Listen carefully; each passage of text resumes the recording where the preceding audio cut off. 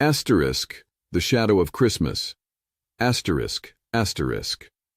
The air shimmered with magic and laughter as I stood amid the twinkling lights and cheerful clamor of Santa's workshop. It was the Snowball Festival, a celebration that brought joy to Nordra and its denizens, where every creature delighted in the spirit of Christmas.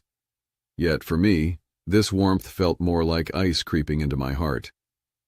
"Mitchell, come help the elves with the decorations!" Jocelyn's voice broke through my reverie. She stood bright and bubbling, her eyes shining with the joy of the season, completely oblivious to the turmoil raging within me. I forced a smile, but inside, bitterness churned. "Yeah, just a moment," I called back. But all I could think about were the hushed conversations overheard just moments ago. The camaraderie between Santa and the elves, their laughter echoing like the ringing of bells, taking me back to the moment I first saw Santa's glory. That day, I realized my dreams had been crushed beneath the weight of his success. Later that night, cloaked in shadows, I found refuge in a darkened tavern, a place where the scorned and the desperate gathered.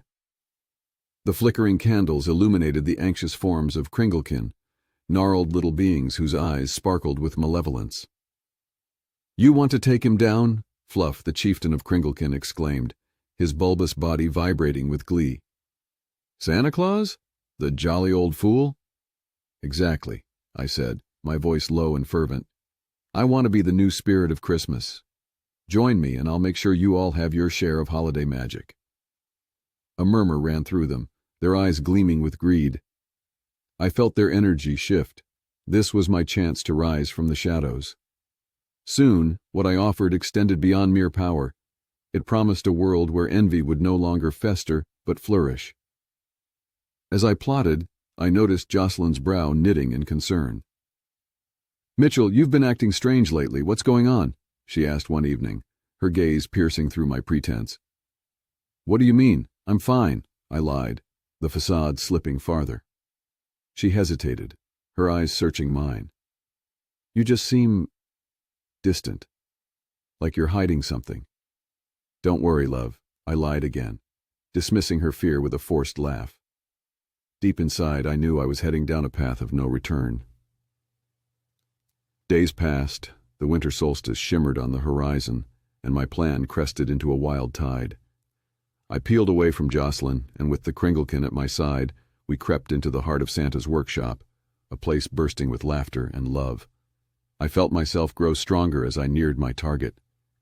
"Once we get inside," I whispered to the Kringlekin, "we'll ambush Santa when he least expects it."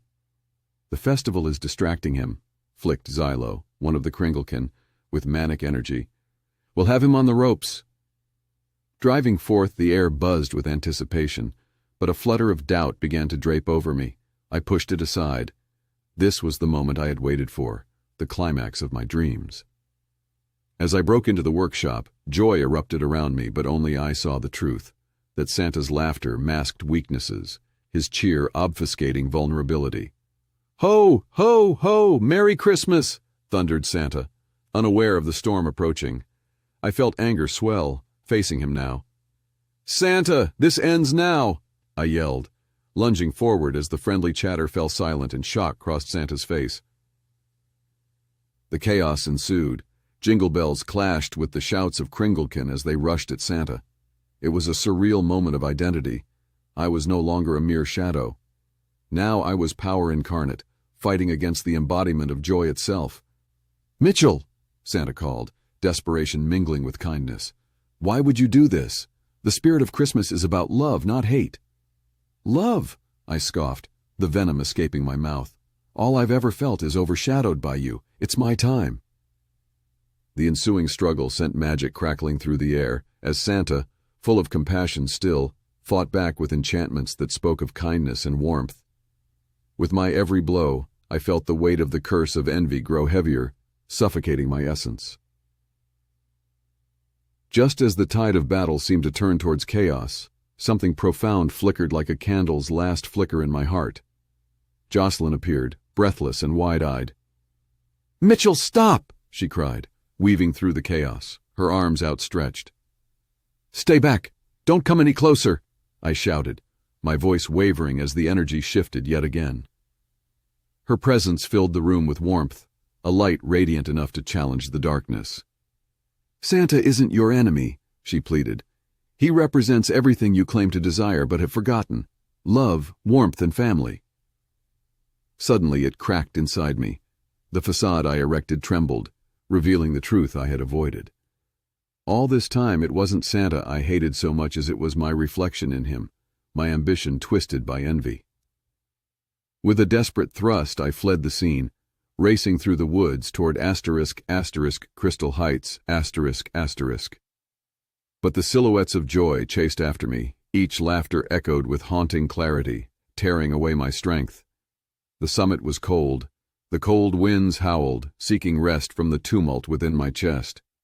Behind me, the sounds of joyous revelry fell silent as darkness began to close in. Finally, I collapsed to my knees, trembling as the weight of my decisions bore down. There, at the edge of a cliff, I grappled with what I had lost. In the hollow canvas of my heart, fragile hopes fluttered like the first snowfall. Moving to restore balance, I tried to accept my path. But with a flicker of magic, my illusion shattered. Instead of me crumbling, the iridescent threads of envy transformed into snowy gusts, and the world around pulsed with joy.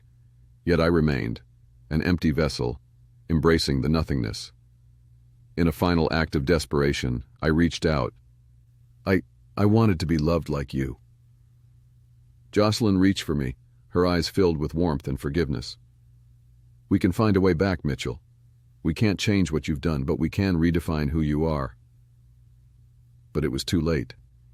The magic I embraced transformed me into a spirit of winter, forever wandering the snowy realms, aching for the laughter I chased. As I drifted back into the shadows, I caught glimpses of my wife holding her head high, surrounded by laughter and love. And there I remained, a mere observer, lost to time, a reminder forever of the cost of ambition. Christmas bells chimed like cruel mockeries in the distance, wrapping themselves around my heart, for even in shadow, I could still feel their warm glow, always just out of reach.